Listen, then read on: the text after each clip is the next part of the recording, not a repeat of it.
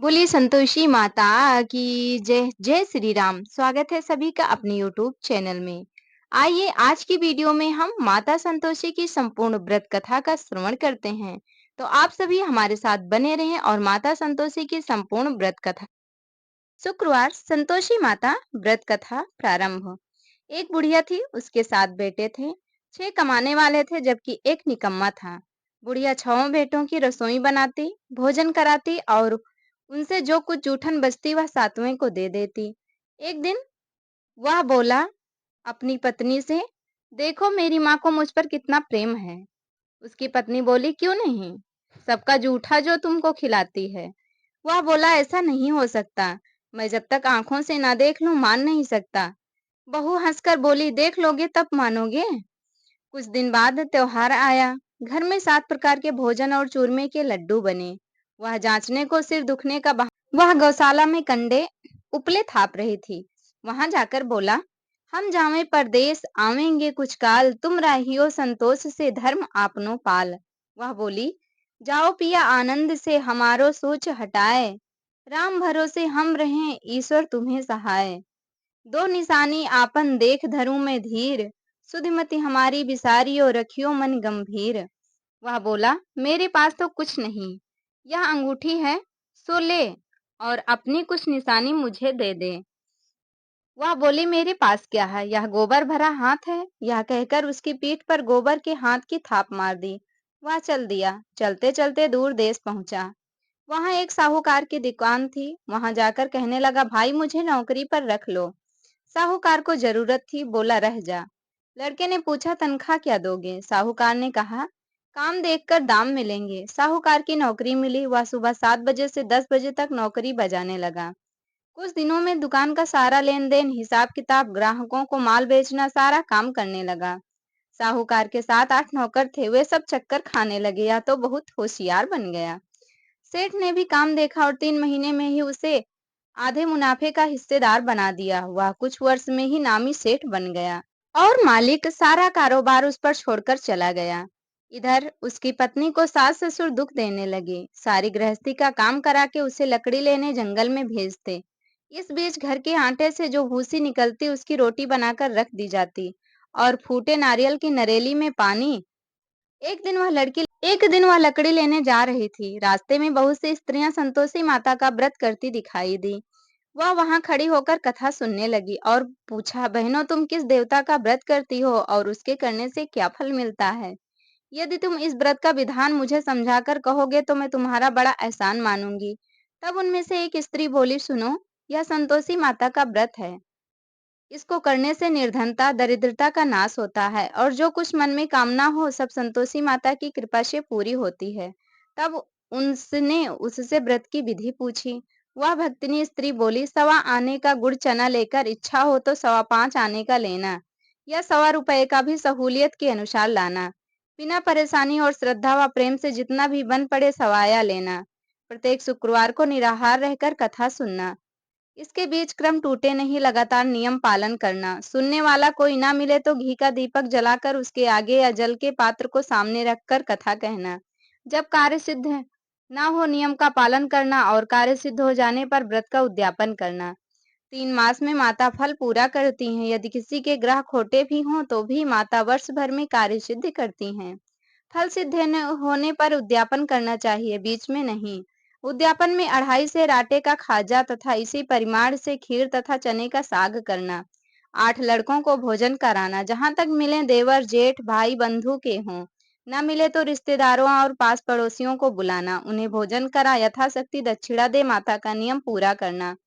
उस दिन घर में खटा यह सुन बुढ़िया के लड़के की बहू चल दी। रास्ते में लकड़ी के बोझ को बेच दिया और उन पैसों से गुड़ चना ले माता के व्रत की तैयारी कर आगे चली और सामने मंदिर देखकर पूछने लगी, यह मंदिर किसका है? सब कहने लगे, संतोषी माता का मंदिर है। यह सुनकर माता के मंदिर में जाकर चरणों में लौटने लगी। दीन हो विनती करने लगी, माँ मैं निपट अज्ञानी हूँ, व्रत के कुछ भी नियम नहीं जानती हूँ। मैं दुखी हूँ, हे माता जगत जननी मेरा दुख दूर कर, मैं तेरी शरण में हूँ। माता को दया आई। एक शुक्रवार बीता कि दूसरे को उसके पति का पत्र आया और तीसरे शुक्रवार को उसका भेजा हुआ पैसा पहुंचा। यह देख जेठ जेठानी मुंह सिकोड़ने लगे। लड़के ताने देने लगी, काकी के पास पत्र आने लगे, रुपया आने लगा, अब तो काकी की खातिर बढ़ेगी। बेचारी सरलता से कहती, भैया कागज आवे रुपया आवे, हम सबके लिए अच्छा है। ऐसा कहकर आंखों में आंसू भरकर संतोषी माता के मंदिर में मातेश्वरी के चरणों में गिरकर रोने लगी। माँ, मैंने तुमसे पैसा कब मांगा है? मुझे पैसे से क्या काम है? मुझे तो अपने सुहाग से काम है। मैं तो अपने स्वामी के दर्शन मांगती हूँ। तब माता ने प्रसन्न होकर कहा, जा बेटी, तेरा स्वामी आएगा। यह सुनकर खुशी से बावली होकर घर में जाकर काम करने लगी। अब संतोषी माँ विचार करने लगी, इस भोली पुत्री को मैंने कह तो दिया कि तेरा पति आएगा, लेकिन कैसे? वह तो इसे स्वप्न में भी याद नहीं करता। उसे याद दिलाने को मुझे ही जाना पड़ेगा। इस तरह माताजी उस बुढ़िया के बेटे के पास जा स्वप्न में प्रकट हो कहने लगी, साहूकार के बेटे सो रहा है या जागता है? वह कहने लगा, माता सोता भी नहीं जागता भी नहीं हूँ, कहो क्या आज्ञा है? माँ कहने लगी, तेरे घर बार कुछ नहीं है कि नहीं? वह बोला, मेरे पास सब कुछ है, माँ बाप है, बहू है, क्या कमी है? माँ बोली, भोले पुत्र, तेरी बहू घोर कष्ट उठा रही है, तेरे माँ बाप उसे परेशानी दे रहे हैं, वह तेरे लिए तरस रही है, तू उसकी सुध ले। वह बोला, हाँ माता जी, यह तो मालूम है, परंतु जाऊं तो कैसे? परदेश की बात है, लेन देन का कोई हिसाब नहीं, कोई जाने का रास्ता नहीं आता, कैसे चला जाऊं? माँ कहने लगी, मेरी बात मान, सवेरे नहा धोकर संतोषी माता का नाम ले, घी का दीपक जला, दंडवत कर दुकान पर बैठ जा। देखते देखते सारा लेन देन चुक जाएगा, जमा का माल बिक जाएगा, सांझ होते होते धन का भारी ढेर लग जाएगा।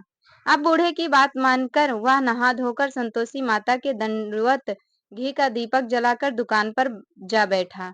थोड़ी देर में देने वाले रुपया लाने लगे, लेने वाले हिसाब लेने लगे।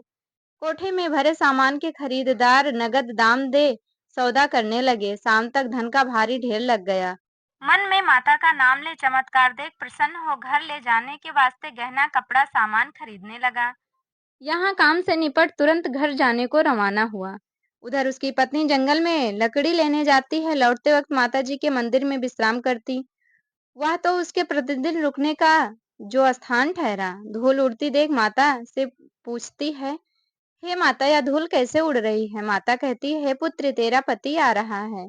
अब तू ऐसा कर, लकड़ियों के 3 बोझ बना ले, एक नदी के किनारे रख और दूसरा मेरे मंदिर पर, वह तीसरा अपने सिर पर। तेरे पति को लकड़ियों का गट्ठर देख मोह पैदा होगा, वह यहाँ रुकेगा, नाश्ता पानी खा पीकर माँ से मिलने जाएगा। तब तू लकड़ियों का बोझ उठाकर जाना और चौक में गट्ठर डालकर जोर से आवाज लगाना, लो सासू जी, लकड़ियों का गट्ठर लो, भूसी की रोटी दो, नारियल के खोपड़े में पानी दो, आज मेहमान कौन आया है? माताजी से बहुत अच्छा कहकर वह प्रसन्न मन से लकड़ियों के 3 गट्ठर बनाई, एक नदी के किनारे पर और एक माताजी के मंदिर पर रखा। इतने में मुसाफिर आ पहुंचा। सूखी लकड़ी देख उसकी इच्छा उत्पन्न हुई कि हम यहीं पर विश्राम करें और भोजन बनाकर खा पीकर गांव जाएं। इसी तरह रुककर भोजन बना, विश्राम करके गांव को गया।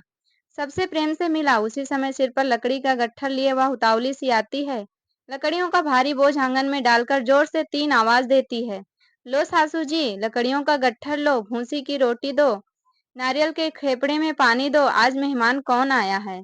यह सुनकर उसकी सास बाहर आकर अपने दिए हुए कष्टों को भुलाने हेतु कहती है, बहू ऐसा क्यों कहती है? तेरा मालिक ही तो आया है, आ बैठ, मीठा भात खा, भोजन कर, कपड़े गहने पहन। उसकी आवाज सुन उसका पति बाहर आता है, अंगूठी देख व्याकुल हो जाता है। माँ से पूछता है, माँ यह कौन है? माँ बोली, बेटा यह तेरी बहू है, जब से तू गया है तब से सारे गांव में भटकती फिरती है, घर का कामकाज कुछ नहीं करती, 4 पहर आकर खा जाती है। वह बोला, ठीक है माँ, मैंने इसे भी देखा है और तुम्हें भी, अब दूसरे घर की ताली दो, उसमें रहूंगा। माँ बोली, ठीक है, जैसी तेरी मर्जी। वह दूसरे मकान की तीसरी मंजिल का कमरा खोल सारा सामान जमाया।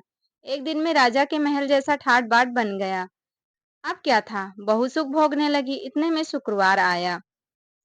उसने पति से कहा, मुझे संतोषी माता के व्रत का उद्यापन करना है। पति बोला, खुशी से कर लो।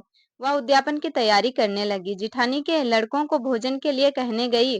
उन्होंने मंजूर किया, परंतु पीछे से जेठानी ने अपने बच्चों को सिखाया, देखो, भोजन के समय खटाई मांगना, जिससे उद्यापन पूरा ना हो। लड़के झिमने आए, खीर खाना, पेट भर खाया, परंतु बाद में खाते ही कहने लगे, हमें खटाई दो, खीर खाना हमको नहीं भाता, देखकर अरुचि होती है। वह कहने लगी, भाई खटाई किसी को नहीं दी जाएगी, या तो संतोषी माता का प्रसाद है। लड़के उठ खड़े हुए बोले, पैसा लाओ। भोली बहू कुछ जानती नहीं थी, उन्हें पैसे दे दिए। लड़के उसी समय हट करके इमली खटाई ले खाने लगे। यह देखकर बहू पर माताजी ने कोप किया।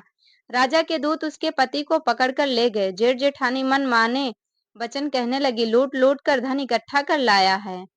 अब सब मालूम पड़ जाएगा जब जेल की मार खाएगा। बहू से यह सहन नहीं हुआ।